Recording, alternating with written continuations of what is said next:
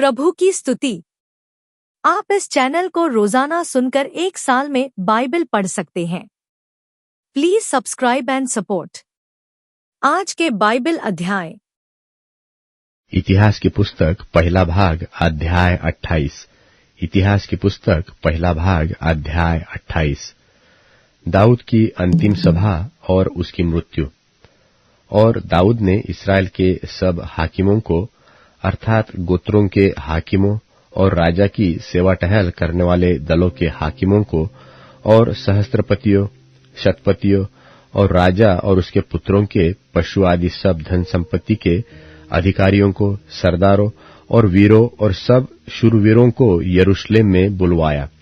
तब दाऊद राजा खड़ा होकर कहने लगा, हे मेरे भाइयों और हे मेरी प्रजा के लोगों, मेरी सुनो। मेरी मनसा तो थी कि यहोवा की वाचा के संदूक के लिए और हम लोगों के परमेश्वर के चरणों की पीढ़ी के लिए विश्राम का एक भवन बनाऊं, और मैंने उसके बनाने की तैयारी की थी।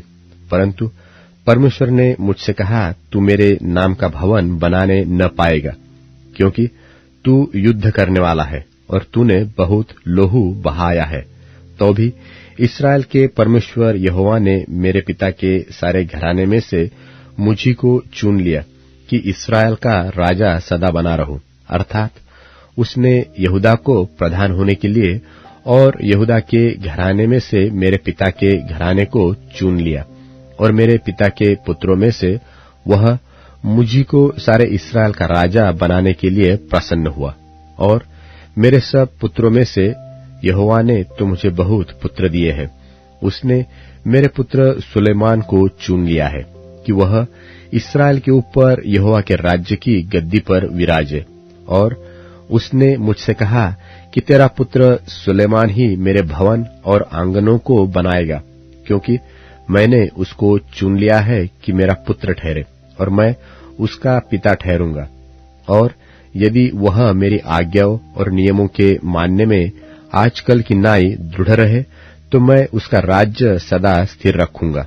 इसलिए अब इस्राएल के देखते, अर्थात यहोवा की मंडली के देखते और अपने परमेश्वर के सामने अपने परमेश्वर यहोवा की सब आज्ञाओं को मानो और उन पर ध्यान करते रहो, ताकि तुम इस अच्छे देश के अधिकारी बने रहो और इसे अपने बाद अपने वंश का सदा का भाग होने के लिए छोड़ जाओ। और हे मेरे पुत्र सुलेमान, तू अपने पिता के परमेश्वर का ज्ञान रख और खरे मन और प्रसन्न जीव से उसकी सेवा करता रह, क्योंकि यहोवा मन को जांचता और विचार में जो कुछ उत्पन्न होता है उसे समझाता है। यदि तू उसकी खोज में रहे तो वह तुझको मिलेगा, परंतु यदि तू उसको त्याग दे तो वह सदा के लिए तुझको छोड़ देगा। अब चौकस रह, यहोवा ने तुझे एक ऐसा भवन बनाने को चुन लिया है जो पवित्र स्थान ठहरेगा। हियाव बांधकर इस काम में लग जा। तब दाऊद ने अपने पुत्र सुलेमान को मंदिर के ओसारे, कोठरियों, भंडारों, अटारियों, भीतरी कोठरियों और प्रायश्चित के ढकने से स्थान का नमूना, और यहोवा के भवन के आंगनों और चारों ओर की कोठरियों और परमेश्वर के भवन के भंडारों और पवित्र की हुई वस्तुओं के भंडारों के जो जो नमूने परमेश्वर के आत्मा की प्रेरणा से उसको मिले थे, वे सब दे दिए। फिर याजकों और लेवियों के दलों और यहोवा के भवन की सेवा के सब कामों और यहोवा के भवन की सेवा के सब सामान, अर्थात सब प्रकार की सेवा के लिए सोने के पात्रों के निमित्त सोना तौलकर और सब प्रकार की सेवा के लिए चांदी के पात्रों के निमित्त चांदी तौलकर, और सोने की दीवटों के लिए उनके दीपकों के लिए प्रति एक एक दीवट और उसके दीपकों का सोना तौलकर, और चांदी के दीवटों के लिए एक एक दीवट और उसके दीपक की चांदी प्रति एक एक दीवट के काम के अनुसार तौलकर, और भेंट की रोटी की मेजों के लिए एक एक मेज का सोना तौलकर, और चांदी की मेजों के लिए चांदी, और चोखे सोने के कांटों, कटारों और प्यालों और सोने की कटोरियों के लिए एक एक कटोरी का सोना तौलकर, और चांदी की कटोरियों के लिए एक एक कटोरी की चांदी तौलकर, और धूप की वेदी के लिए तपाया हुआ सोना तौलकर, और रथ अर्थात यहोवा की वाचा का संदूक ढाकने वाले और पंख फैलाए हुए करूबों के नमूने के लिए सोना दे दिया। मैंने यहोवा की शक्ति से जो मुझको मिली यह सब कुछ बूझकर लिख दिया है। फिर दाऊद ने अपने पुत्र सुलेमान से कहा, हियाव बांध और दृढ़ होकर इस काम में लग जा, मत डर और तेरा मन कच्चा न हो, क्योंकि यहोवा परमेश्वर जो मेरा परमेश्वर है वह तेरे संग है, और जब तक यहोवा के भवन में जितना काम करना हो वह न तो चूके, तब तक वह न तो तुझे धोखा देगा और न तुझे त्यागेगा।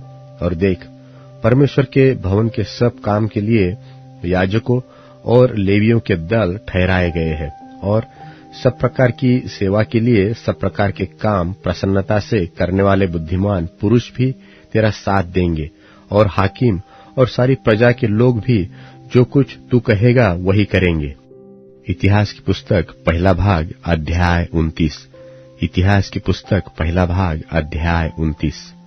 फिर राजा दाऊद ने सारी सभा से कहा, मेरा पुत्र सुलेमान सुकुमार लड़का है और केवल उसी को परमेश्वर ने चुना है। काम तो भारी है, क्योंकि यह भवन मनुष्य के लिए नहीं, यहोवा परमेश्वर के लिए बनेगा।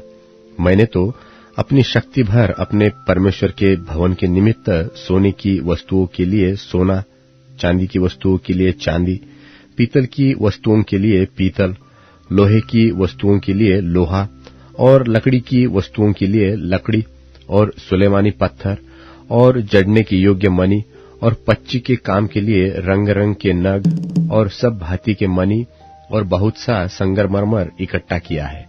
फिर मेरा मन अपने परमेश्वर के भवन में लगा है।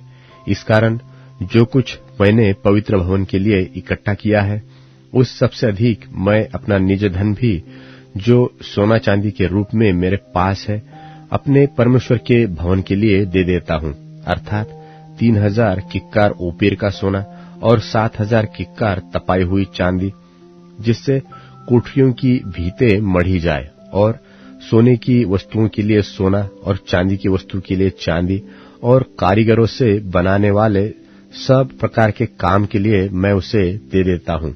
और कौन अपनी इच्छा से यहोवा के लिए अपने को अर्पण कर देता है?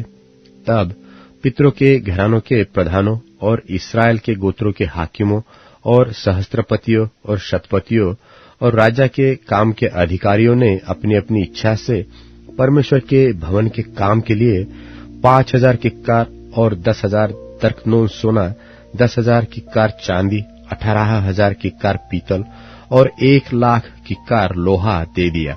और जिनके पास मणि थे उन्होंने उन्हें यहोवा के भवन के खजाने के लिए गेर्शोनी यहीएल के हाथ में दे दिए। तब प्रजा के लोग आनंदित हुए, क्योंकि हाकिमों ने प्रसन्न होकर खरे मन और अपनी अपनी इच्छा से यहोवा के लिए भेंट दी थी, और दाऊद राजा बहुत ही आनंदित हुआ। तब दाऊद ने अपनी सभा के सन्मुख यहोवा का धन्यवाद किया, और दाऊद ने कहा, हे यहोवा, हे हमारे मूल पुरुष इस्राएल के परमेश्वर, अनादिकाल से अनंत काल तक तू धन्य है। हे यहोवा, महिमा, पराक्रम, शोभा, सामर्थ्य और विभव तेरा ही है, क्योंकि आकाश और पृथ्वी में जो कुछ है वह तेरा ही है।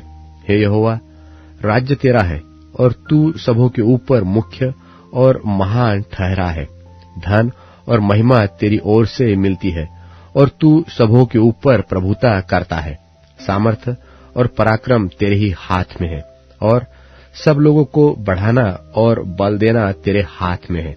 इसलिए अब हे हमारे परमेश्वर, हम तेरा धन्यवाद और तेरे महिमायुक्त नाम की स्तुति करते हैं। मैं क्या कहूं और मेरी प्रजा क्या कहे कि हम तो इस रीति से अपने इच्छा से तुझे भेंट देने की शक्ति मिले। तू ही ने तो सब कुछ हमें दिया है, तू ही से तो सब कुछ मिलता है, और हमने तेरे हाथ से पाकर तुझे दिया है। तेरी दृष्टि में हम तो अपने सब पुरखाओं की नाई पराए और परदेशी है। पृथ्वी पर हमारे दिन छाया की नाई बीते जाते हैं और हमारा कुछ ठिकाना नहीं। हे हमारे परमेश्वर यहोवा, वह जो बड़ा संचय हमने तेरे पवित्र नाम का एक भवन बनाने के लिए किया है, वह तेरे ही हाथ से हमें मिला था और सब तेरा ही है। और हे मेरे परमेश्वर, मैं जानता हूं कि तू मन को जांचता है और सीधाई से प्रसन्न रहता है। मैंने तो यह सब कुछ मन की सीधाई और अपनी इच्छा से दिया है, और अब मैंने आनंद से देखा है कि तेरी प्रजा के लोग जो यहाँ उपस्थित है, वह अपनी इच्छा से तेरे लिए भेंट देते हैं। हे यहोवा, हे हमारे पुरखा इब्राहिम, इसहाक और इस्राएल के परमेश्वर, अपनी प्रजा के मन के विचारों में यह बात बनाए रख और उनके मन अपनी ओर लगाए रख, और मेरे पुत्र सुलेमान का मन ऐसा खरा कर दे कि वह तेरी आज्ञाओं, चितौनियों और विधियों को मानता रहे और यह सब कुछ करे, और उस भवन को बनाए जिसकी तैयारी मैंने की है।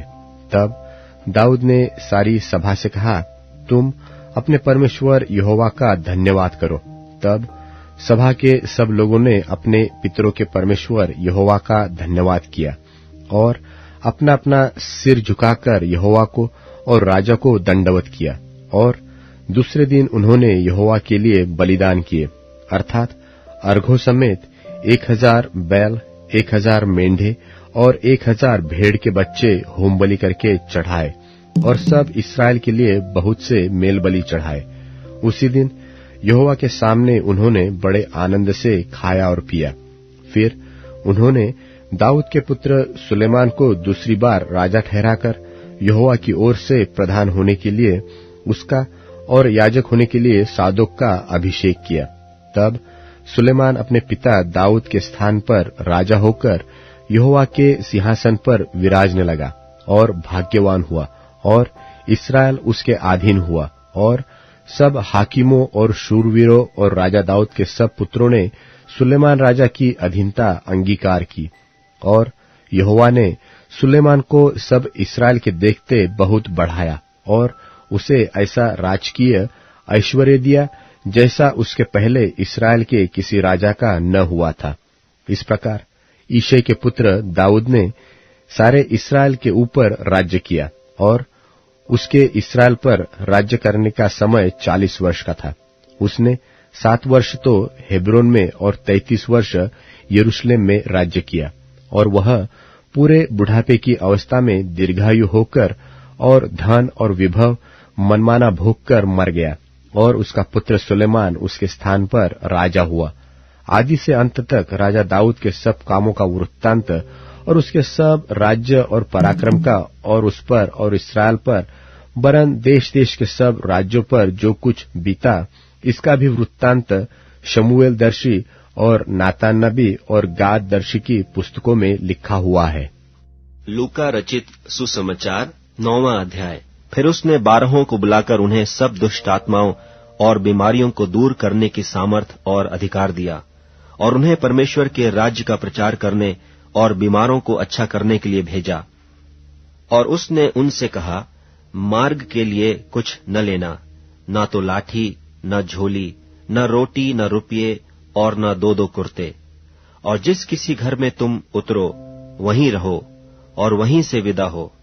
जो कोई तुम्हें ग्रहण न करेगा, उस नगर से निकलते हुए अपने पांवों की धूल झाड़ डालो कि उन पर गवाही हो। सुबह निकलकर गांव-गांव सुसमाचार सुनाते और हर कहीं लोगों को चंगा करते हुए फिरते रहे। और देश की चौथाई का राजा हेरोदेस यह सब सुनकर घबरा गया, क्योंकि कितनों ने कहा कि यूहन्ना मरे हुओं में से जी उठा है, और कितनों ने यह कि एलिय्याह दिखाई दिया है, और औरों ने यह कि पुराने भविष्यद्वक्ताओं में से कोई जी उठा है। परंतु हेरोदेस ने कहा, यूहन्ना का तो मैंने सिर कटवाया, अब यह कौन है जिसके विषय में ऐसी बातें सुनता हूं? और उसने उसे देखने की इच्छा की। फिर प्रेरितों ने लौटकर जो कुछ उन्होंने किया था उसको बता दिया, और वह उन्हें अलग करके बैतसैदा नाम एक नगर को ले गया। यह जानकर भीड़ उसके पीछे हो ली, और वह आनंद के साथ उनसे मिला और उनसे परमेश्वर के राज्य की बातें करने लगा, और जो चंगे होना चाहते थे उन्हें चंगा किया। जब दिन ढलने लगा तो 12 ने आकर उससे कहा, भीड़ को विदा कर कि चारों ओर के गांवों और बस्तियों में जाकर टिकें और भोजन का उपाय करें, क्योंकि हम यहाँ सुनसान जगह में हैं। उसने उनसे कहा, तुम ही उन्हें खाने को दो। उन्होंने कहा, हमारे पास 5 रोटियां और 2 मछली को छोड़ और कुछ नहीं, परंतु हां, यदि हम जाकर इन सब लोगों के लिए भोजन मोल लें तो हो सकता है। वे लोग तो 5,000 पुरुषों के लगभग थे। तब उसने अपने चेलों से कहा, उन्हें 50-50 करके पांति-पांति बैठा दो। उन्होंने ऐसा ही किया और सबको बैठा दिया। तब उसने वे 5 रोटियां और 2 मछली लीं और स्वर्ग की ओर देखकर धन्यवाद किया और तोड़-तोड़ कर चेलों को देता गया कि लोगों को परोसें। सो सब खाकर तृप्त हुए और बचे हुए टुकड़ों से 12 टोकरी भर कर उठाई। जब वह एकांत में प्रार्थना कर रहा था और चेले उसके साथ थे, तो उसने उनसे पूछा कि लोग मुझे क्या कहते हैं? उन्होंने उत्तर दिया, यूहन्ना बपतिस्मा देने वाला, और कोई एलिया, और कोई यह कि पुराने भविष्यद्वक्ताओं में से कोई जी उठा है। उसने उनसे पूछा, परंतु तुम मुझे क्या कहते हो? पतरस ने उत्तर दिया, परमेश्वर का मसीह। तब उसने उन्हें चिताकर कहा कि यह किसी से न कहना। और उसने कहा, मनुष्य के पुत्र के लिए अवश्य है कि वह बहुत दुख उठाए और पुरनीय और महायाजक और शास्त्री उसे तुच्छ समझकर मार डालें और वह तीसरे दिन जी उठे। उसने सबसे कहा, यदि कोई मेरे पीछे आना चाहे तो अपने आपे से इनकार करे और प्रतिदिन अपना क्रूस उठाए हुए मेरे पीछे हो ले। क्योंकि जो कोई अपना प्राण बचाना चाहेगा वह उसे खोएगा, परंतु जो कोई मेरे लिए अपना प्राण खोएगा वही उसे बचाएगा। यदि मनुष्य सारे जगत को प्राप्त करे और अपना प्राण खो दे या उसकी हानि उठाए तो उसे क्या लाभ होगा? जो कोई मुझसे और मेरी बातों से लजाएगा, मनुष्य का पुत्र भी जब अपनी और अपने पिता की और पवित्र स्वर्गदूतों की महिमा सहित आएगा तो उससे लजाएगा। मैं तुमसे सच कहता हूं कि जो यहां खड़े हैं उनमें से कोई ऐसे हैं कि जब तक परमेश्वर का राज्य न देख लें तब तक मृत्यु का स्वाद न चखेंगे। इन बातों के कोई 8 दिन बाद वह पतरस और यूहन्ना और याकूब को साथ लेकर प्रार्थना करने के लिए पहाड़ पर गया। जब वह प्रार्थना कर ही रहा था तो उसके चेहरे का रूप बदल गया और उसका वस्त्र श्वेत होकर चमकने लगा। और देखो, मूसा और एलिय्याह ये 2 पुरुष उसके साथ बातें कर रहे थे। ये महिमा सहित दिखाई दिए और उसके मरने की चर्चा कर रहे थे जो यरूशलेम में होने वाला था। पतरस और उसके साथी नींद से भरे थे और जब अच्छी तरह सचेत हुए तो उसकी महिमा और उन 2 पुरुषों को जो उसके साथ खड़े थे देखा। जब वे उसके पास से जाने लगे तो पतरस ने यीशु से कहा, हे स्वामी, हमारा यहाँ रहना भला है, सो हम 3 मंडप बनाएं, एक तेरे लिए, एक मूसा के लिए और एक एलिय्याह के लिए। वह जानता न था कि क्या कह रहा है। वह यह कह ही रहा था कि एक बादल ने आकर उन्हें छा लिया, और जब वे उस बादल से घिरने लगे तो डर गए। और उस बादल में से यह शब्द निकला कि यह मेरा पुत्र और मेरा चुना हुआ है, इसकी सुनो। यह शब्द होते ही यीशु अकेला पाया गया और वे चुप रहे, और जो कुछ देखा था उसकी कोई बात उन दिनों में किसी से न कही। और दूसरे दिन जब वे पहाड़ से उतरे तो एक बड़ी भीड़ उससे आ मिली। और देखो, भीड़ में से एक मनुष्य ने चिल्लाकर कहा, हे गुरु, मैं तुझसे विनती करता हूं कि मेरे पुत्र पर कृपा दृष्टि कर, क्योंकि वह मेरा इकलौता है। और देख, एक दुष्ट आत्मा उसे पकड़ता है और वह एकाएक चिल्ला उठता है और वह उसे ऐसा मरोड़ता है कि वह मुंह में फेन भर लाता है और उसे कुचलकर कठिनाई से छोड़ता है। और मैंने तेरे चेलों से विनती की कि उसे निकालें, परंतु वे न निकाल सके। यीशु ने उत्तर दिया, हे अविश्वासी और हठीले लोगों, मैं कब तक तुम्हारे साथ रहूंगा और तुम्हारी सहूंगा? अपने पुत्र को यहां ले आ। वह आ ही रहा था कि दुष्टात्मा ने उसे पटक कर मरोड़ा, परंतु यीशु ने अशुद्ध आत्मा को डांटा और लड़के को अच्छा करके उसके पिता को सौंप दिया। तब सब लोग परमेश्वर के महासामर्थ्य से चकित हुए। परंतु जब सब लोग उन सब कामों से जो वह करता था अचंभा कर रहे थे। तो उसने अपने चेलों से कहा, ये बातें तुम्हारे कानों में पड़ी रहें, क्योंकि मनुष्य का पुत्र मनुष्यों के हाथ में पकड़वाया जाने को है। परंतु वे इस बात को न समझते थे, और यह उनसे छिपी रही कि वे उससे जानने न पाएं, और वे इस बात के विषय में उससे पूछने से डरते थे। फिर उनमें यह विवाद होने लगा कि हम में से बड़ा कौन है। पर यीशु ने उनके मन का विचार जान लिया, और एक बालक को लेकर अपने पास खड़ा किया, और उनसे कहा, जो कोई मेरे नाम से इस बालक को ग्रहण करता है, वह मुझे ग्रहण करता है, और जो कोई मुझे ग्रहण करता है, वह मेरे भेजने वाले को ग्रहण करता है। क्योंकि जो तुम में सबसे छोटे से छोटा है, वही बड़ा है। तब यूहन्ना ने कहा, हे स्वामी, हमने एक मनुष्य को तेरे नाम से दुष्ट आत्माओं को निकालते देखा, और हमने उसे मना किया, क्योंकि वह हमारे साथ होकर तेरे पीछे नहीं हो लेता। यीशु ने उससे कहा, उसे मना मत करो, क्योंकि जो तुम्हारे विरोध में नहीं, वह तुम्हारी ओर है। जब उसके ऊपर उठाए जाने के दिन पूरे होने पर थे, तो उसने यरूशलेम को जाने का विचार दृढ़ किया, और उसने अपने आगे दूत भेजे। वे सामरिया के एक गांव में गए कि उसके लिए जगह तैयार करें। परंतु उन लोगों ने उसे उतरने न दिया, क्योंकि वह यरूशलेम को जा रहा था। यह देखकर उसके चेले याकूब और यूहन्ना ने कहा, हे प्रभु, क्या तू चाहता है कि हम आज्ञा दें कि आकाश से आग गिरकर उन्हें भस्म कर दे? परंतु उसने फिर कर उन्हें डांटा और कहा, तुम नहीं जानते कि तुम कैसी आत्मा के हो, क्योंकि मनुष्य का पुत्र लोगों के प्राणों को नाश करने नहीं, वरन बचाने के लिए आया है। और वे किसी और गांव में चले गए। जब वे मार्ग में चले जाते थे, तो किसी ने उससे कहा, जहां जहां तू जाएगा, मैं तेरे पीछे हो लूंगा। यीशु ने उससे कहा, लोमड़ियों के भट्ट और आकाश के पक्षियों के बसेरे होते हैं, पर मनुष्य के पुत्र को सिर धरने की भी जगह नहीं। उसने दूसरे से कहा, मेरे पीछे हो ले। उसने कहा, हे प्रभु, मुझे पहले जाने दे कि अपने पिता को गाड़ दूं। उसने उससे कहा, मरे हुओं को अपने मुर्दे गाड़ने दे, पर तू जाकर परमेश्वर के राज्य की कथा सुना। एक और ने भी कहा, हे प्रभु, मैं तेरे पीछे हो लूंगा, पर पहले मुझे जाने दे कि अपने घर के लोगों से विदा हो आऊं। यीशु ने उससे कहा, नीतिवचन अध्याय 29। नीतिवचन अध्याय 29। जो बार बार डांटे जाने पर भी हट करता है, वह अचानक नाश हो जाएगा, और उसका कोई भी उपाय काम न आएगा। जब धर्मी लोग शिरोमणि होते हैं, तब प्रजा आनंदित होती है, परंतु जब दुष्ट प्रभुता करता है, तब प्रजा हाय हाय मारती है। जो पुरुष बुद्धि से प्रीति रखता है, अपने पिता को आनंदित करता है, परंतु वेश्याओं की संगति करने वाला धन को उड़ा देता है। राजा न्याय से देश को स्थिर करता है, परंतु जो बहुत घूस लेता है, उसको उलट देता है। जो पुरुष किसी से चिकनी चुपड़ी बातें करता है, वह उसके पैरों के लिए जाल लगाता है। बुरे मनुष्य का अपराध फंदा होता है, परंतु धर्मी आनंदित होकर जय जयकार करता है।